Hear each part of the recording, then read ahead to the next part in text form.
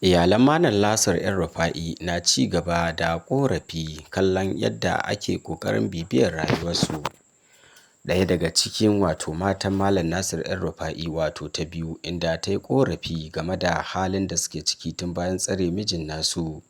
Malam Nasir El-Rufa'in dai da aka tsare bisa tuhume-tuhume da ICPC ke masa da kuma ake kallon zarge-zargen na da alaƙa da cin hanci da rashawa da kuma ƙoƙarin yin kutse ga wayar Nuhu Ribadu, wanda ake kyautata tsammanin shine kusan umul aba'isin da ya janyo ci gaba da tsare Malam Nasir ɗin, kuma kotu ta gindaya sharuɗa masu tsauri game da karɓar belinsa. A yanzu haka dai matan Malam Nasir El-Rufa'in da iyalansa na ƙorafi dangane da yadda ake bibiyar rayuwarsu. A cewarsu dai suna cikin barazana ta tsaro da kuma ƙoƙarin dagula musu al'amura bayan ƙin ba da belin shi da ma aka yi zargin cewa hukumar ICPC na ci gaba da musguna ma kula da lafiyarsa. Tun kwanakin baya dai aka yi ƙorafi dangane da hanayi da ya shiga na ƙoƙarin hana kai masa abinci da ma batun duba lafiyarsa.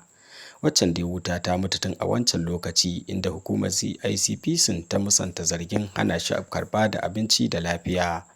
Sai dai kuma kwana biyun nan za a iya cewa iyalan na Malam Nasir El-Rufa'i sun yi ƙorafi dangane da batun da suka kira na ƙoƙarin bibiyar rayuwarsu, ma'ana dai yi masu barazana da kuma bin ƙwaƙƙwafin duk inda suka shiga, wanda hakan ke da nasaba da wancan kes da ake yi da kuma fitowa da suke suna bayyana ma duniya halin da ake ciki.